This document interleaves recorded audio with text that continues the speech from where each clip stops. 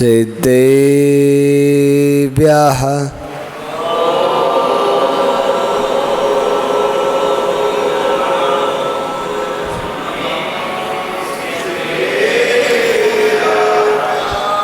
जय बोलिए जिनसा नायक महावीर भगवान की। प्रातः स्मरणीय परम पूज्य आचार्य भगवान गुरुदेव वसुनंदी महामुनिराज की, मुनि श्री संयमानंद महाराज की, अहिंसा में विश्व धर्म की जय हो। बोलिए परम पूज्य मुनि श्री 108 शोभानंद जी महाराज की, मुनि संघ की जयकारा जिन देव का। जिनेन्द्र देवी के पवित्रतम पादमूल में विराजमान आप सभी प्यारी प्यारी भव्य आत्माओं, हर व्यक्ति आनंद को चाहता है, हर व्यक्ति सुख चाहता है, हर व्यक्ति दुखों से बचना चाहता है, दुखों से बचना चाहता है, लेकिन स्वयं फिर भी दुख पाता है अज्ञानता के कारण। जो है उसका आनंद नहीं ले रहा, जो नहीं है उसकी चिंता करते करते अपने उन सुख के क्षणों को भी नष्ट कर रहा है। एक बार अंतिम तीर्थेश भगवान महावीर स्वामी जब ग्रस्त में थे तो एक बार अपनी मौसी के घर गए, जहां राजा श्रेणिक उनका पुत्र अजातशत्रु क्रिया कर रहा था, क्रीड़ाओं में मग्न था, फिर भी उसके चेहरे पे वह प्रसन्नता नहीं। दोनों की बात हुई, भोजन आदि करके अजातशत्रु आया और बोला कि वर्धमान मुझे एक बात बताओ। बोले पूछिए भाई। मेरे पास तुमसे बड़ा राज्य है, सब कुछ है, लेकिन फिर भी मैं दुखी हूं। लेकिन जब भी मैं तुम्हें देखता हूं तुम्हारे चेहरे पर एक शांति झलकती है, इसका कारण क्या है? भगवान महावीर स्वामी ने बताया, मैं भूत की कल्पना करता नहीं और भविष्य के सपने देखता नहीं, अतीत को याद करता नहीं, जो बीत गया सो बीत गया, उस अतीत को याद क्या करना। अतीत यानी कि भूत, और भूत को साथ रखोगे कभी शांति से बैठ पाओगे क्या? किसी को व्यंतरवादा लग जाए तो वह पूरे दिन नाटक करता रहेगा और चलता रहेगा, मनमाना करेगा, परेशान खुद होगा, दूसरों को करेगा। ऐसे जो अतीत को याद रखता है, अरे देखो मैं वहाँ पे जाता था, उनके साथ खेलता था। महाराज जी आपको पता है हम जब छोटे थे तो क्रिकेट खेलने जाते थे। महाराज जी आपको पता है हमारा वो दोस्त था, उसके साथ हम वहाँ घूमने गए। अरे जहाँ गए जो किया ठीक, अब क्यों उस अतीत की पाप के कार्यों को याद करके दोबारा पाप कमा रहे हो? अतीत की अगर कुछ स्मृति है तो अच्छी स्मृति बताओ। महाराज हम शिखर जी गए, वहाँ वंदना की, बड़ा आनंद आया। महाराज हम सोनागिर गए, वहाँ विमल सागर महाराज जी मिले, उनको आहार दान दिया, आहार कराया, उनकी भैया विलती की, बहुत आनंद आया।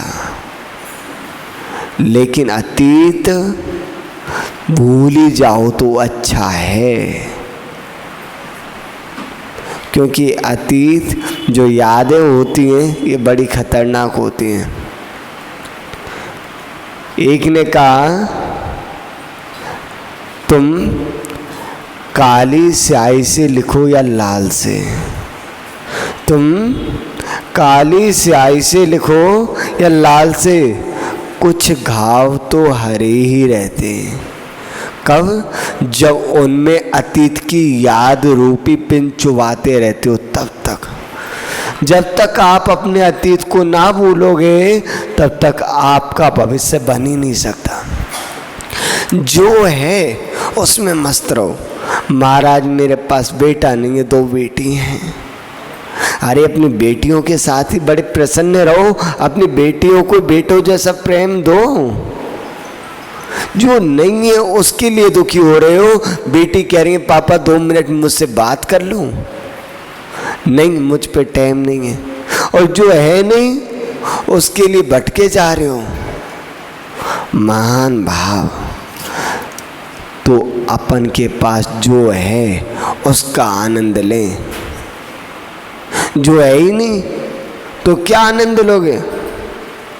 आपके जैसे 3 मित्र मान लो कोई थे, वो जंगल में जा रहे थे और जाने लगे तो उससे पहले उसकी माँ ने कहा बेटा सुनो, रास्ते में भूख लगेगी, अपने साथ कुछ लेते जाओ। तो उसकी माँ ने 4 लड्डू एक डिब्बे में बंद करके रख दिए और एक बड़े से टिफिन में खीर भर के रख दी। अब गए, अब चलते चलते जा रहे हैं, बोले कि भाई चलो भोजन कर लेते हैं। बोले ठीक। लेकिन जैसे ही टिफिन खोला तो उसमें 4 लड्डू, खाने वाले 3। अब कैसे करें?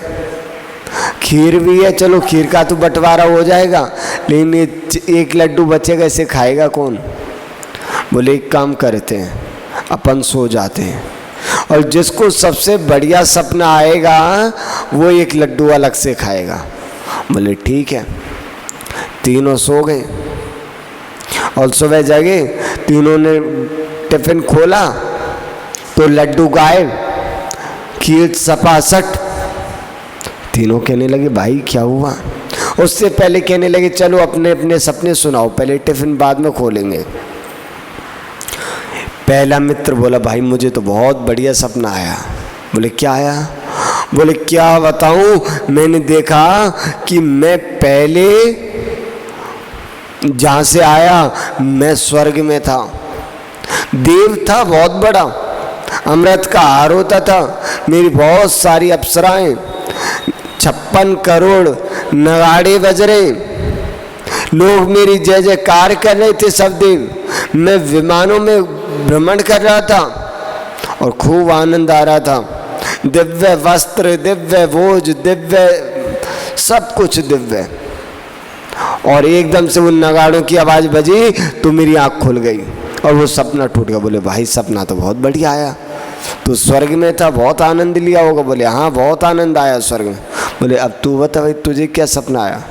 दूसरा कहने लगा अरे भाई क्या बताऊँ, आज का सपना तो सुनाना चाहिए, जो सुना रहा है उसका सपना सुनना भी चाहिए। हाँ, और उसने अपना सपना सुनाया कि मैं देख रहा था कि अब हम यहाँ से गए और मैंने एक बकरी खरीद ली, मैंने उस बकरी का दूध बेचा तो 2 गाय खरीद ली, 2 गाय से मैंने 10 गाय कर ली, 10 गाय से मैंने और बड़ा काम किया, फिर एक व्यापार किया, उसमें बहुत लाभ हो गया मुझे।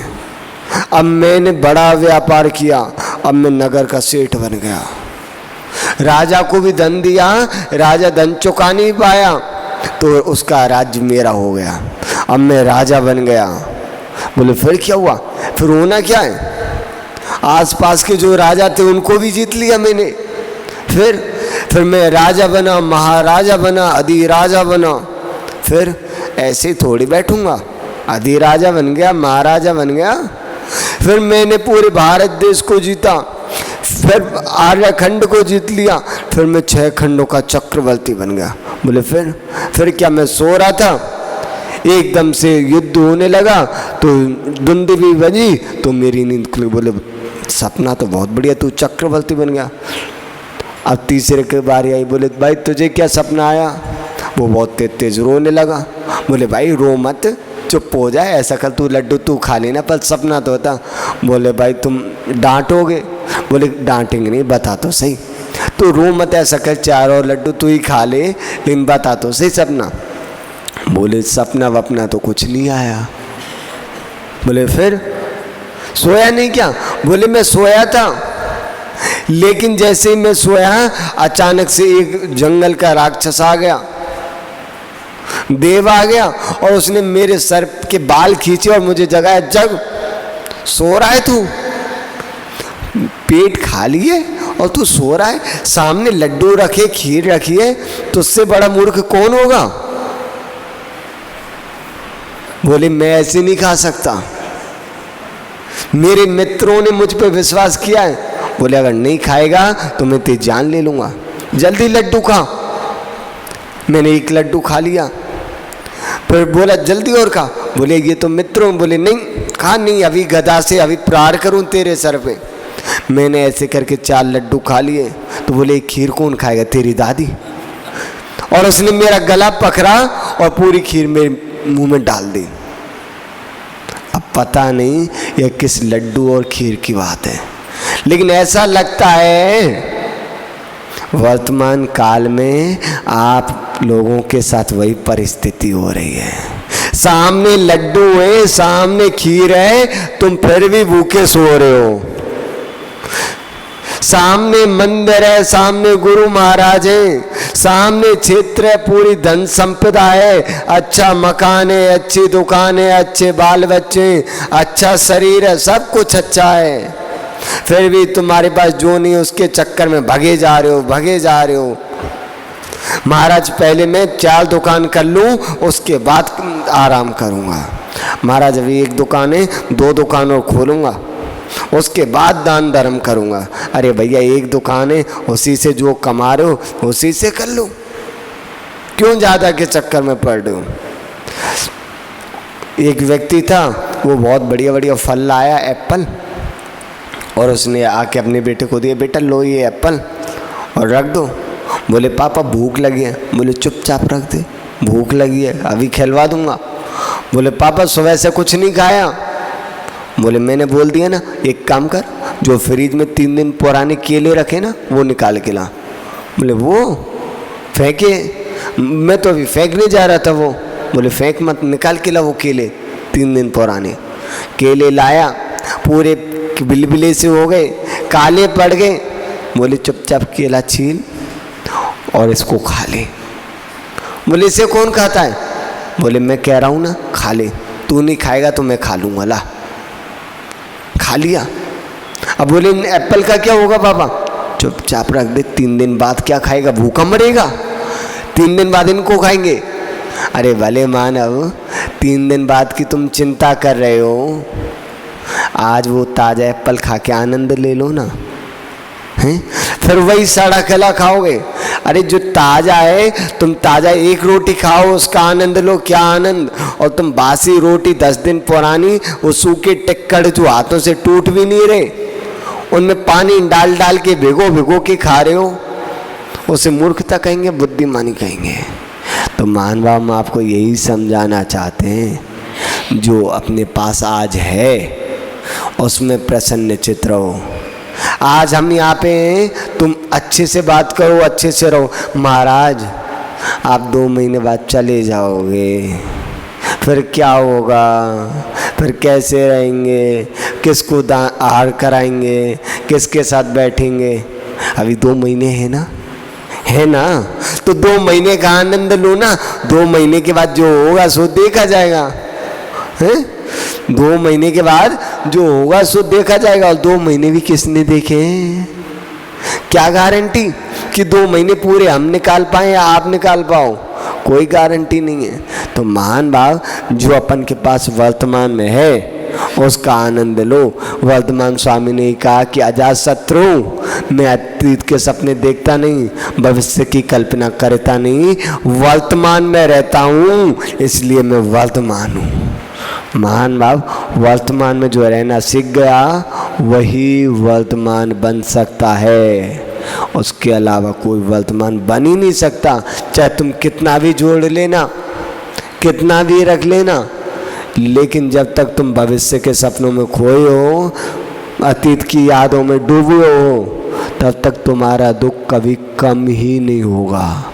चाहे कितनी भी जाप लगा लेना, कितना भी त्याग कर लेना, कुछ नहीं होने वाला। एक अम्मा जी थी, जानते हो उनको, माला लेके बैठ के माला कर रही हैं, माला पूरी हुई और पता ही लास्ट माला, जैसी माला पूरी हुई जल्दी से माला रखी और आई हमारे पास, महाराज जी सुनो। हाँ अम्मा बताओ क्या हुआ? महाराज जी उसने मेरे साथ 3 साल पहले ऐसे किया था, अब बताओ मैं क्या करूं? अरे अम्मा तुम माला में नमो का मंत्र पढ़ रही थी या उसकी 3 साल पुरानी बात को याद करके उसने ऐसा किया, उसने ऐसा किया, उसने ऐसा किया? हैं?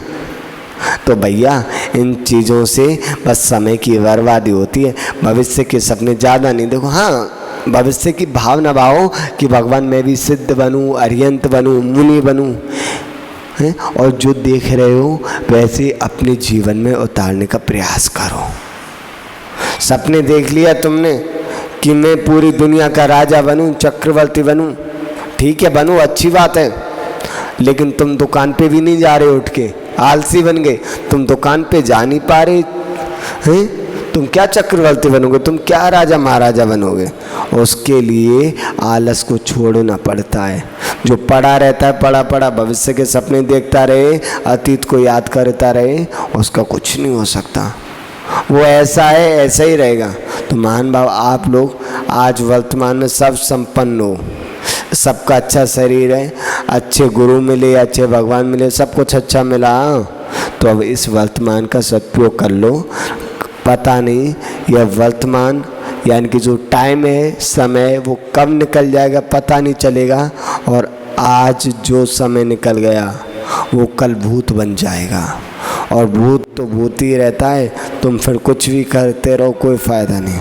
तो मान लो आप लोगों के जीवन में हमेशा मंगल हो, शुभ हो, कल्याण हो। इतना कहते हुए अपनी शब्द श्रृंखला को विराम। जो बोले महावीर भगवान के परम पूज्य आचार्य वन गुरुदेव वसुनंदी महामुनि राज की, मुनि श्री संगमन महाराज की, बोले परम पूज्य मुनि श्री 108 शोभानंद जी महाराज की जय। जावाड़ी के अंश सोजलो कलोक सोवाड़ी में सदन, हे जिनवाड़ी भारती तो जब दिन जो तेरी शरण गए सो पावे। द्वासांग में जिनवाड़ी माता की जय।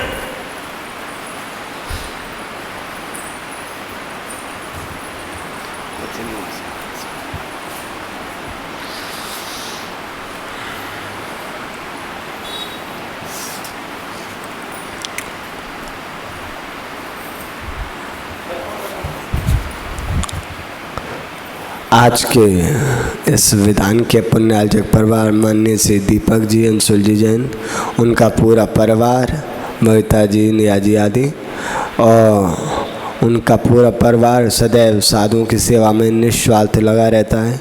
अंशुल भैया को मैं जानते हैं, दीपक भैया कौन है? अच्छा आप हो दीपक। अच्छा दीपक भैया को बस आज पता चला ये दीपक हैं, क्यों ज़्यादा संपर्क, लेकिन हाँ आपका पूरा परिवार साधुओं की सेवा में सदैव लगा रहता है, निस्वार्थ सेवा करता है। आपके पूरे परिवार को बहुत बहुत आशीर्वाद। पूज्य गुरुदेव का हमेशा आशीर्वाद आप पे बना रहे, ऐसी भावना। और आपके विधान में जो भी आपके मित्रगण या रिश्तेदार आदि सहयोगी बने हैं, उन सब के लिए भी बहुत बहुत आशीर्वाद। अरे वाह, देखो पुत्र आदि होते हैं, उनका यही है कि अपने माता पिता के उपकार का उन्होंने जो किया है ऐसे चुकाएं। कल इनके जो पिताजी थे उनकी मम्मी, कल माताजी की जो स्मृति में उन्होंने विधान कराया, और आज हाँ वही तो मैं कह रहा हूँ। हाँ कल आज माँ की स्मृति में कल पिता, आज पापा की महाराज, आज पिता की नहीं। हाँ, आज पिताजी की स्मृति में, मतलब अपने माता पिता का आप बहुत अच्छा नाम रोशन कर रहे हो, ये कहना यही चाहते हैं। आपके लिए बहुत बहुत आशीर्वाद। हाँ, जो भी है मतलब